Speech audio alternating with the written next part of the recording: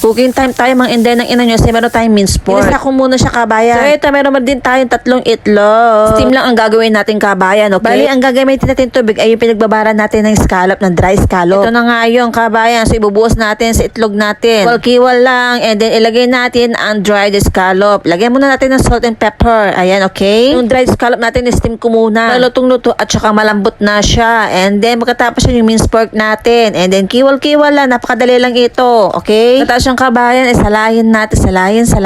Salahin. Tignan nyo na lang nasa video. Pinahirapan nyo pa ako.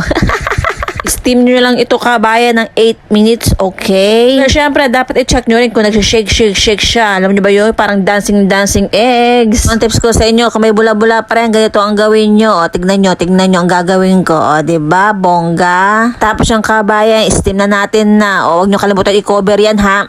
Yan. High fire yan, ha? Para gumanda-ganda naman lagyan natin spring onion. Painit na rin ako ng mantika and then nalagyan ko ng konting soy sauce. Ayan. As ibinuhos ko sa steam egg natin with scallop and pork. Tara! Ready to serve na tayo. Maraming salamat!